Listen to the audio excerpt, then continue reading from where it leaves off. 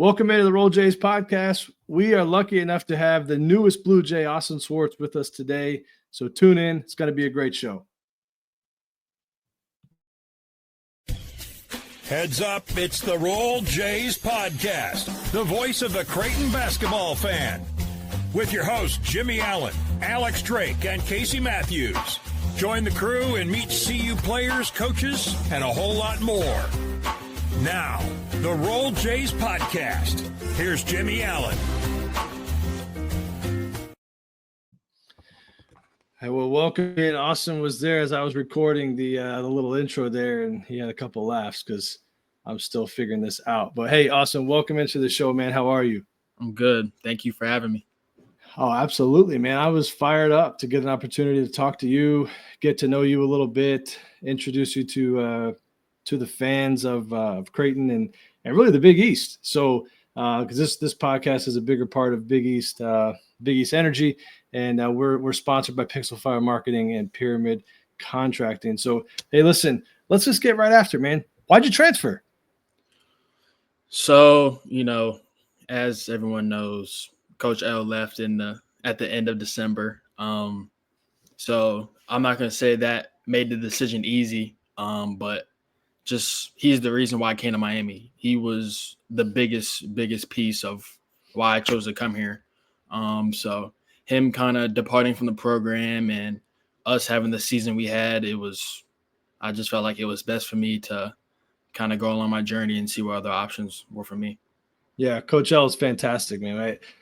A long time ago when I was just getting into hoops, I had an opportunity to work his basketball camp down there, and what a man! I got a chance to go to a practice and sort of watch how he leads his team, and unbelievable coach. And I can understand that. I think Austin, a lot of times now, man, guys are in the transfer portal. I mean, there's over 2,000 dudes in the portal right now, and I think unfortunately, some of those people get a bad rap for going in the portal because think, oh, they're just looking for money.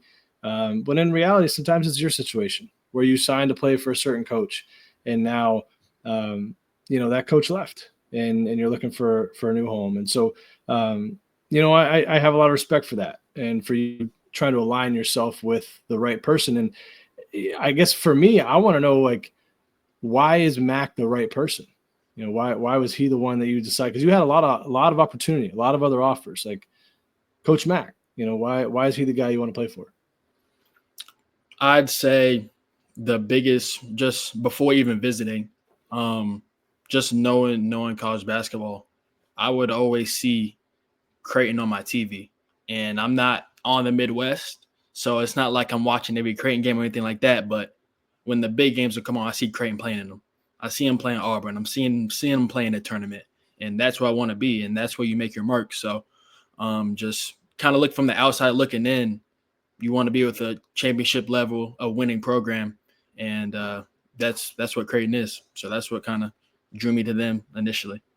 So are you saying it's really, obviously Coach Mack is the leader of the program, has built this thing into what it is today, and I know you're excited to play for him, but you're kind of alluding to just Creighton in general, because there is Coach Huss, right? Coach Huss is the head coach in waiting, and we don't know, the timetable on that. Mm-hmm. But for you coming to play for Creighton University, living in Omaha, playing in the Big East was as big of a part of the decision as just who the head coach was for you. 100%.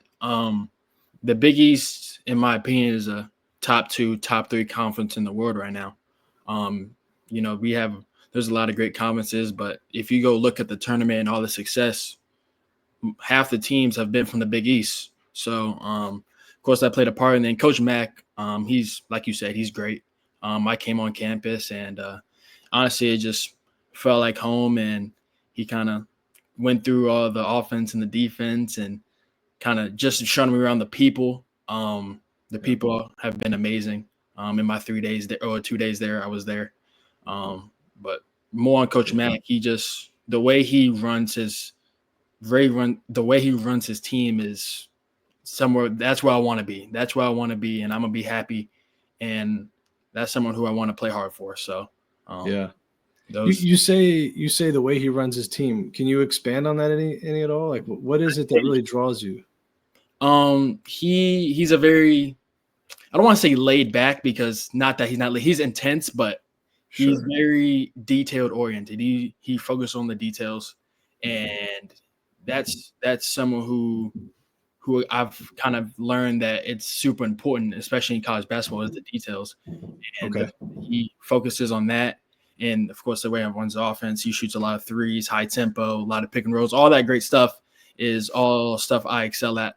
So just me being in that system will just take my game to a new level. Yeah.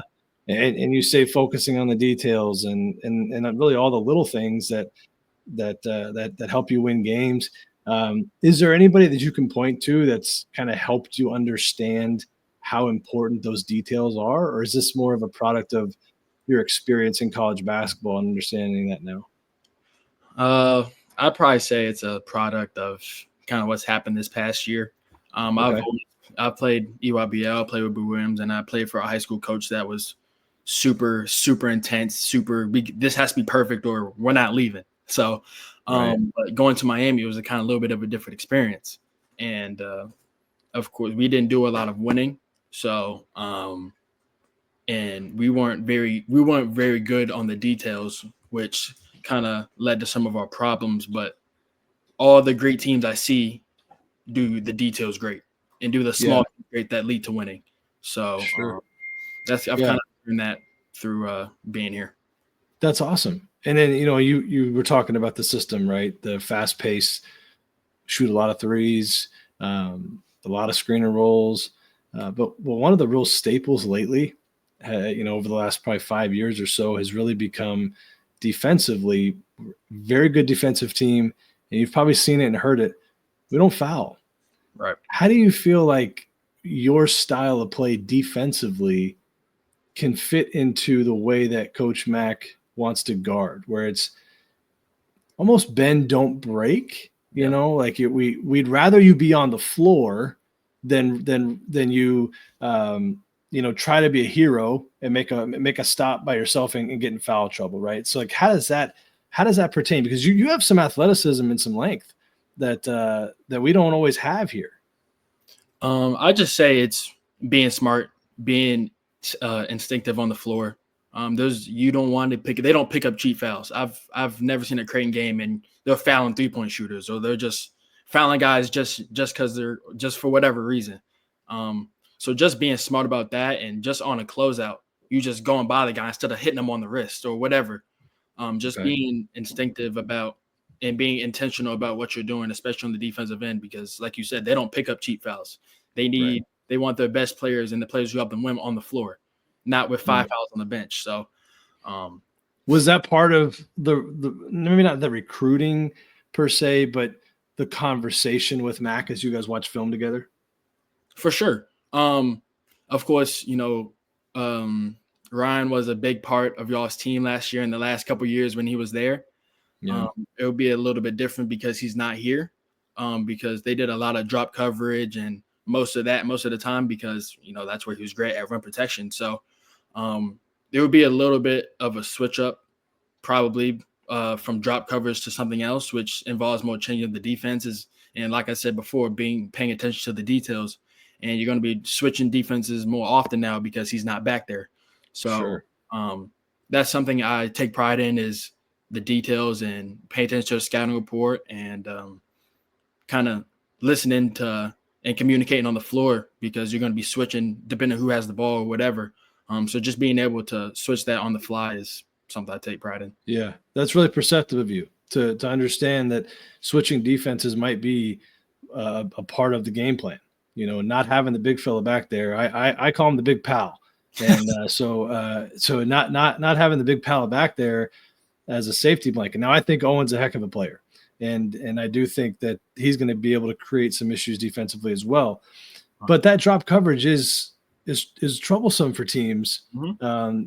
And you as a now flip gears to the offensive side, can you talk about that? Like, I've watched enough of your film to understand your game. Why is drop coverage more difficult to play against than maybe switching or hard hedging or just a soft hedge? Like, why does it cause problems? I think it's especially hard when you have bad spacing. So if you have bad spacing, you're able to have the help defense kind of be there, almost like a hedge kind of, even though the center's not there. He's kind of hedging for the center. Okay. But if you have great spacing, but if the guard beats the screen is not setting a good screen, or you're not setting them up correctly, then you're pretty much playing one-on-one. Like, he's pretty much right there with you. So then he kind of forcing you a tough shot. But kind of making that hard is you're forced to shoot a pull-up jumper. So if that's not your thing, then it's kind of what are you going to do? But so that's what makes it hard. Yeah. Now, were you guys offensively, was that ever part of your guys' conversations, going into games, or even as you prepare for the season, of not taking those mid-range jumpers? I mean, with analytics are a huge part of college basketball. I don't know this about Coach L. Was that drilled into you guys of like, take good shots and we'd rather take threes and layups, or were mid-range jumpers acceptable? He wasn't a very analytical person. He wasn't just layups, threes, and free throws. He was more the believer in, if mid-range is what you do, then we're going to let you shoot them. But if you're shooting 20% from mid-range, but you're shooting 38% from three, then I don't want you shooting pull-up middies off the screen. Yep. So, he was kind of more of that's what you do, then we're going to let you do it, but you just got to be efficient with it. Yeah, that's good. Have you had any time to look at the roster yet here and identify some of the other guys that are coming in and reach out to them and talk to them yet? Or is it still, I mean, I know there's a lot going on. You're still in school. Where are you at in that regard? No, I haven't talked to any of the people who have also transferred to Creighton. I was able to talk to Jackson and Ty and Shane a little bit when I was on my visit. They're great people. It was great to meet them. They made it feel like home. So that's good. Those are the only people I've talked to so far. Good. Well, I mean, there's obviously plenty of time to connect and get to know those guys. And you mentioned those guys, coming on your visit and connecting with them. And the future's bright, man. There's a lot of good players like yourself coming in. We have a solid foundation. We're building off of a lot of success. Would you say you've created any personal goals for yourself, as you come here to Creighton and really this is more like a next chapter for you? So what kind of goals have you set for yourself as we go forward in this? I'd say I have a couple goals in mind at the moment. I think just getting my efficiency up, kind of being in that 40% range from three, that 45 to 50% from the two, and just being a more complete player, not settling for the jumper. I've been working in the off season, kind of getting my floater right, because the teams there's a lot of 7-footers in the Big East. So just that, just having another shot to go to, working on my handle, working on my playmaking, because like you said, they do a lot of ball screens, and I want to be elite, and I'm taking all the steps to be elite in ball screens and playmaking and playing off those. So those are the goals. Good. And what do you think right now? Like if you were to describe Austin to us as a basketball player, what are you great at? I'd say shot making. Okay. There's I'm not going to say there's no shot I don't like, but okay. Hey, that's okay though. Hey, the whole thing is you got to let it fly. For sure. So, there's nothing wrong with that. I'd say there's nothing I can't do on the floor. I don't want to be limited. I don't want people not going under ball screens on me. If they do, they're going to pay for it. And when they go over, that's when I got the floater. I got the whatever you need to step back to get to your pull-up jumper, or you're getting to all the way to the rim. Whatever it is, I'm going to have the bag for it. So just make sure I'm elite at every level of offense. Hey, man, I talked to Trey about you and help, sort of, hey, tell me a little bit about Austin. I want to get him on the show, interview him. He said that, man. He said this dude has confidence, can have a conversation. You are proving him correct I love the confidence, and I love the fact that you also recognize there's areas of your game that you can get better at. But if you can come in here and do exactly what you just said, and make teams chase you over ball screens, and be able to hit floaters, and just be an absolute weapon offensively, man, you're going to absolutely excel in this system. I think we're all excited to see that. So, turn the page a little bit. We've talked a little bit of hoops, which our fans obviously like. I just want to remind everybody this show is sponsored by Pixel Fire Marketing and Pyramid Contracting. And we're joined by Austin, the Austin Swartz, the latest Blue Jay.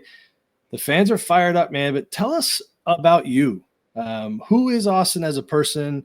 Maybe tell us a little bit, like, is there a superhero that you love? Is there a type of food that's like, when I go home for Christmas break, I got to have this. And I want to know not only what do you got to have, but who's making it? Ooh. So my family's not big on, we're not making food 5-6 days a week. We've kind of, we played sports all my life. And, after practice, got to get some food real quick at 10 o'clock and, a lot of stuff like that. So I'd probably say Chick-fil-A. Chick-fil-A is, okay, I think, my favorite meal I could. What's the go-to order? Ooh. I'd probably say a grilled chicken club. Okay. Club. I get down with that. With the yogurt parfait on the side instead of fries. That's okay. I try to be.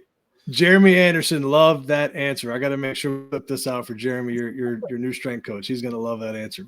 But go ahead. Who else? Chipotle. Chipotle is awesome. But in terms of at-home meal, that's what I really want to know, man. If I'm being honest with you, I love the Chick-fil-A and Chipotle too, but they're not sponsors of the show, so we got to get them on a sponsor. Maybe you can help us with that. But yeah, who at home though? Who's throwing down in the kitchen, and what do you eat? I'd say my dad makes a very good bacon cheeseburger. Okay, it's when I come home, that or bacon cheeseburger, or they make pork chops at home. My mom makes the pork chops. Well, they kind of make it together, but those are elite. Those two things is something when I go home before I go to Creighton, that's what I would be having at least a couple times. I love that. So like, tell us, like, when you go home, and for people that don't know, like, you're on campus so much, and your time is stretched thin. So you don't get a lot of time, to go home. So when you do go home for breaks, like, is there anything you got to do? Anybody you got to see? Like, who are those people that are really important to you that you make sure when you get a chance you connect with them? Sure.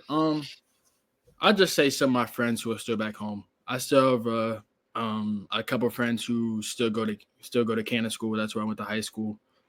Still, I kind of see them. They're only a little bit away from my house, and I never get to see them anymore. So just seeing them, and then of course my family and my brother. Seeing my brother, he's also at home. So that's really about it. Just my friends, really, and that's about all I see at home. There's nothing wrong with that. You gotta have people that keep you grounded and give you some type of normalcy. Talk to us about in a game situation where tough game. Maybe you lose, or you didn't play real well, right? And like, hey, you got a great personality, but after a loss, I don't know what you're like. But most of the time, what I've seen is guys don't love talking after they lose. They certainly don't love talking after they haven't played well. There's got to be a person, though, that if the phone rings after a tough game, you're going to answer it. Everybody else, you'll hit the red button, but there's got to be a person. Who's the person? When you don't play well, you're picking up the phone anyway, and you're hearing whatever it is they got to say, whether they're coming down on you, whether they're supporting you, whatever it is, you're listening. Who's the person? Ooh, just one person? Hey, if you got more, give us more. But I don't know that about you yet. I'd say my high school coach, Coach Roth. I'd say if he called me and I didn't have the best game or any scenario you said, I'd pick up the phone if he would have called me. Him and my father. Those two people. Everybody else will probably get the red button.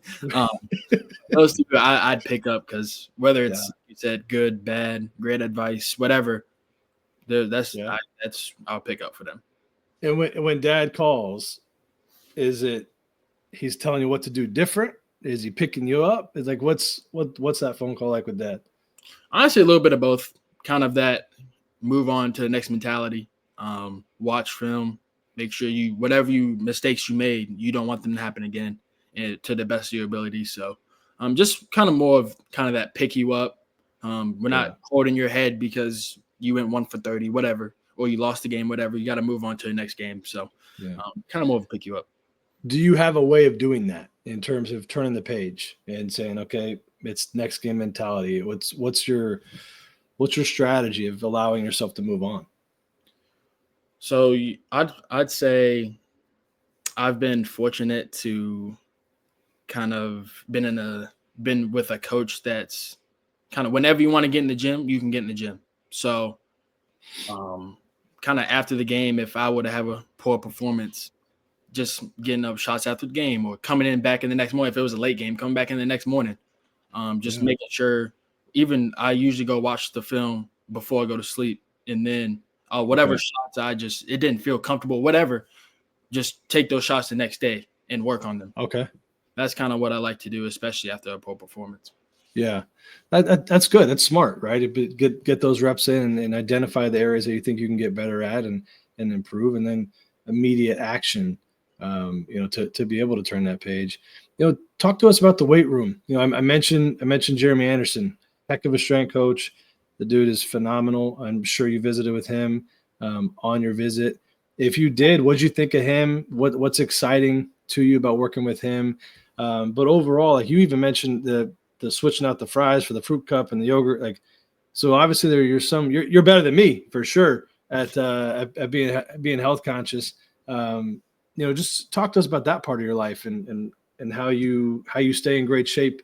Obviously you're playing all the time, but you clearly care, about what you put in your body. Right. I did meet Jeremy, Coach Jeremy, Coach Anderson. He was different than a lot of the strength coaches I've had. Just from the standpoint of he played basketball, so he knows what it's like, especially at this college level, to all the wear and tear that you have, the games that you go through, the toll it takes on your body, all that stuff. He knows it, and he's able to kind of pinpoint, especially for basketball, what certain people need, because not everybody's the same. And just seeing what he's told me when I went on my visit was elite information, stuff I didn't even know about myself. So he's going to do wonders. I'm going to be almost a whole new athlete by the time the season comes around when I get him. I gotta make sure. I'm telling you, I gotta make sure I send this to Trey, and I gotta make sure I send this to Jeremy, because he is going to love to hear that mentality. And you talked about him being a former player and how that maybe is a differentiator between him and a lot of other strength coaches that you've met or worked with. Is that something that played into your decision? And tell me more of like because you touched on why that's an advantage, but as you thought through it, and you thought, okay, I could go here or I could go here. How does that part of it play into maybe your career after college? Yeah, that definitely played a part, because I'm gonna be in the weight room almost just as much as I am on the court. So just kind of seeing the way he runs things, that's super important. Are we super detailed? Does he have a plan for each person, or is he just setting up all the guards or is everybody doing the same thing? Some people just have everybody doing the same thing. So just kind of the way, like how detailed he was on, especially focused on a guard, because I'm a guard, on the things he's done for other guards, like guard last year, Neil, Jeremiah. Stuff that he's did for him and a couple of other guards he's had, and how he's transferred their body in their game to be better on the court. And that's what also the big thing was. He's all about how can we get you better on the court, not how many bench press reps can you do, or we're trying to be a bodybuilder. No, we're trying to be the best version of ourselves on the basketball court. So kind of combining all of those was kind of realize that he could be the one for me.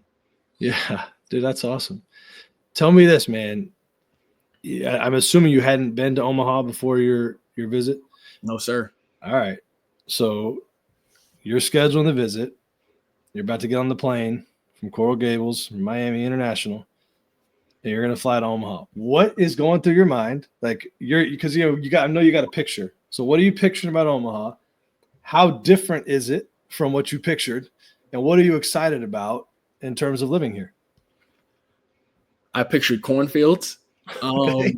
I pictured a lot of, I don't know why, but deserts. Whenever I think of the Midwest, I think of just Really? deserts and kind of cactuses, because I don't know why. That's just what I think of. Okay.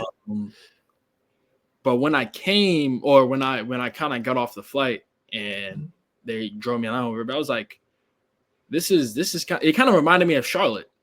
Okay. Yeah, I kind of see that a little bit. Yeah. Just not, of course, not exactly Charlotte because it's not the East Coast, but it's a city. But it's a city. It's. I wasn't expecting all those big buildings, and the baseball field, the Omaha field is right there. They kind of got restaurants on the streets. Like that's not what I was really expecting. I was expecting more just kind of more fields and like Yeah. like I don't really know, but I was just really shocked about how it was like almost like a big community. Yeah. And That's a great way to put it, Austin. And in Charlotte, there's a lot of kind of stuff going on in terms of just making it better. And I come here and there's buildings being built. There's people working on the roads. I'm like, wow, this is very Charlotte-esque. So I think of it as a Midwest Charlotte for me.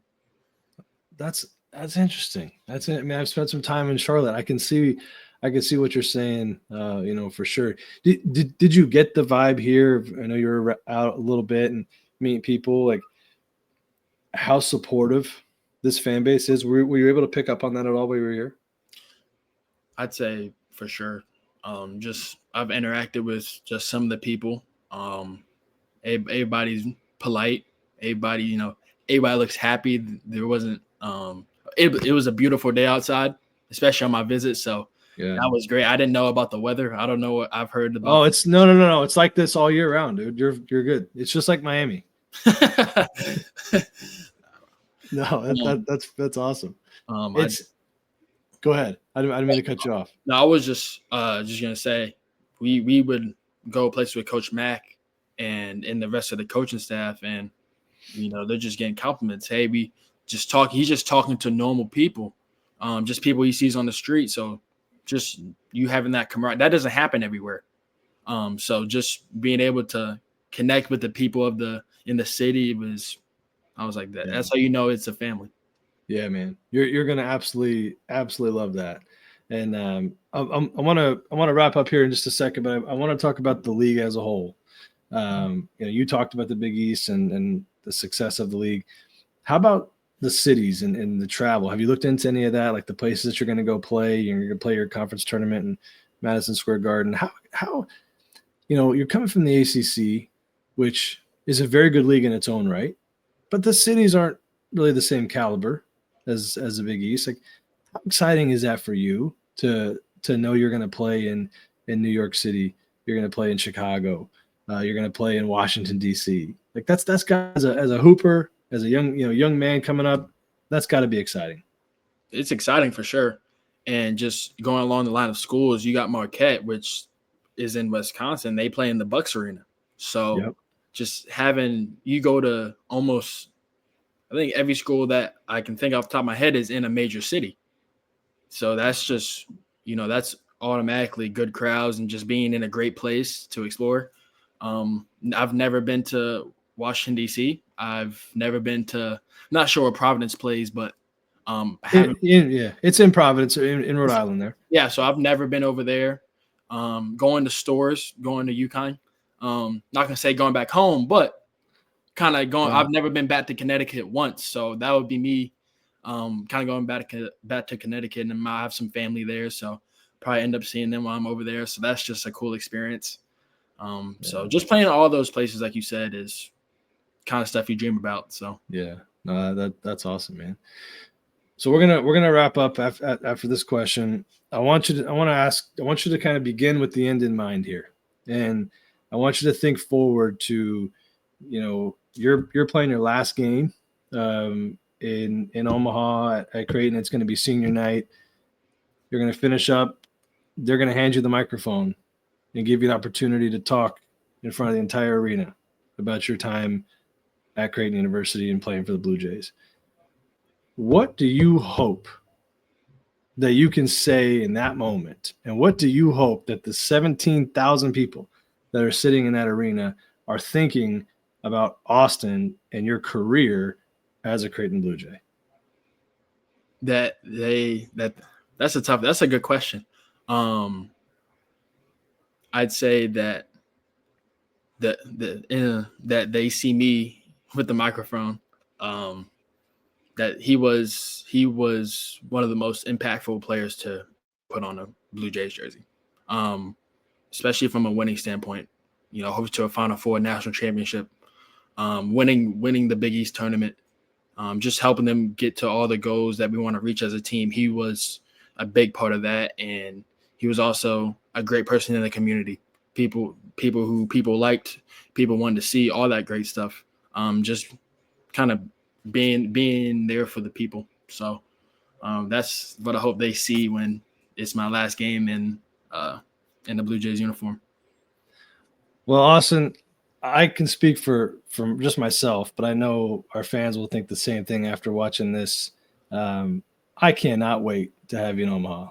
I can't wait to see you wearing that jersey, and I'm just glad we get a few years of it before we have to watch you with that microphone and saying goodbye. So I think you're going to be an unbelievable addition to the team, to the community, and I'm really excited for you, for your family, but I'm really excited for the Blue Jay fans because I got a good feeling about you. So thank you so much for taking the time to join me. We'll look forward to getting you here. Maybe we'll have to do something in person next time. And we'll definitely be staying in touch for sure. So, hey, to all the fans, thank you for tuning in. This is another episode of the Roll Jays podcast powered by Big East Energy Podcast Network. We're sponsored by Pixel Fire Marketing and Pyramid Contractors. This has been Casey Matthews and Austin Swartz. Thank you so much. We'll see you next time. Yes, sir. Thank you.